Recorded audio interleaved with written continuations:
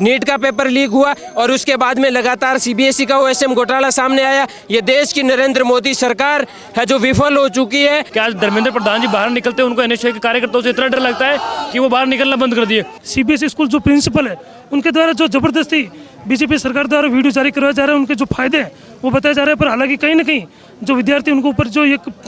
गलत तरीके से उनके ऊपर जो प्रणाली लागू की गई थी। फिलहाल मैं दिल्ली मौजूद हूँ। दिल्ली में एनएसयूआई ने आज सीबीएसई बोर्ड में जो पेपर चेक के मामले में जो बड़ी गलतियां सामने आई हैं, उसके बाद एनएसयूआई ने एक बड़ा प्रोटेस्ट सीबीएसई ऑफिस के सामने ये प्रदर्शन किया है और राष्ट्रीय अध्यक्ष के नेतृत्व में यह प्रदर्शन किया जा रहा है। क्या प्रोटेस्ट है, क्या मांग है? आज पूरा देश का छात्र सड़कों पर है क्योंकि 17.5 लाख लोगों के साथ में सीबीएसई ने जो ओएसएम प्रणाली लागू करके है और उन पर है जो कुठाराघात किया है, उसके खिलाफ में हम सब लोग सड़क पर है। पहले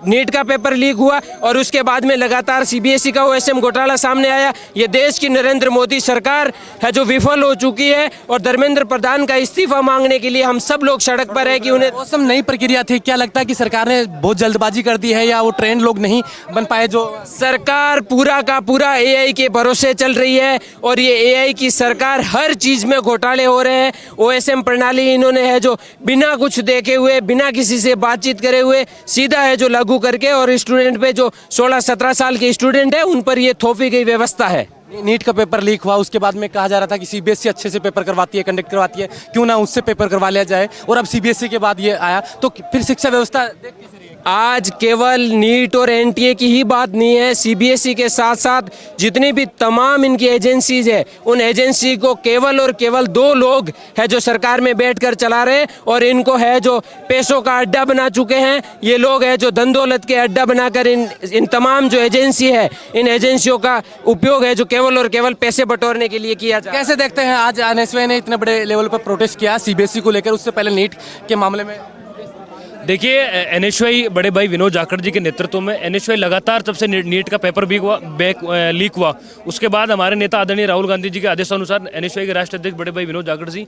लगातार सड़कों पे पूरे देश में आंदोलन कर रहे और उस आंदोलन का ही नतीजा है कि आज सरकार है वो इतने बैकफुट पे आ गई है कि आज धर्मेंद्र प्रधान जी बाहर निकलते हैं, उनको एनएसयूआई के कार्यकर्ताओं से इतना डर लगता है कि वो बाहर निकलना बंद कर दिए। और जिस प्रकार अब नीट का जो पेपर है वो रक्षा मंत्रालय के एयरक्राफ्ट के निगरानी में, एयरक्राफ्ट से ये बोल रहे हैं कि एयरक्राफ्ट से हम एक दूसरे स्थान पे पेपर भेजेंगे। जिस प्रकार सीबीएसई का जो पेपर है ये कहीं ना कहीं इसमें ओएसएम प्रणाली, इसमें खुद सीबीएसई मान रही है कि हमारी त्रुटि हुई है, लेकिन त्रुटि हुई है तो कर क्यों रहे हो? आम छात्र जो 12th पास करके उसके सपने हैं 12th पास करके वो कहीं अच्छी विश्वविद्यालय में एडमिशन ले, अच्छे अंक प्राप्त करे, तो उसके सपनों को कुचलने का काम है वो सीबीएसई और बीजेपी की सरकार है वो केंद्र सरकार में कर रही है। भाई, किस तरीके से देखते हैं एनएसयूआई ने नीट को लेकर बहुत बड़ा प्रदर्शन किया, कांग्रेस ने बहुत बड़ा प्रदर्शन किया और अब सीबीएसई आधार माना जाता है कि 10th-12th के बाद बच्चे अपने सपने देखना शुरू करते हैं और यही पहली बार उनके सामने आती है कि घोटाले हो रहे हैं। देखिए आज देश के अंदर जो हालात है और बात की जाए देश के युवाओं की, अगर युवाओं की आखिरी उम्मीद और आखिरी न्याय है तो वो विनोद जाखड़ और देश के इस एनएसयूआई के जो राहुल गांधी के जो बब्बर शेर जो कार्यकर्ता है, जो देश के हर कोने में, हर स्टेट और हर जिले में जाकर इस एनएसयूआई मजबूती से जो नीट का जो पेपर लीक हुआ उसके खिलाफ मजबूती से फाइट कर रही है। साथ ही आज दिल्ली में जिस प्रकार सीबीएसई ओएसएम की जो लागू की गई जो प्रणाली है उसके उपरांत किसी भी प्रकार की जांच हुए बिना विद्यार्थियों के ऊपर थोपी जा रही है। उसके उपरांत भी सीबीएसई स्कूल जो प्रिंसिपल है उनके द्वारा जो जबरदस्ती बीजेपी सरकार द्वारा वीडियो जारी करवाया जा रहा है, उनके जो फायदे हैं वो बताया जा रहा है, पर हालांकि कहीं ना कहीं जो विद्यार्थी उनके ऊपर जो एक गलत तरीके से उनके ऊपर जो प्रणाली लागू की गई थी। और आज देश के तमाम, आपने देखा होगा राजस्थान के अंदर, सीकर के अंदर जिस प्रकार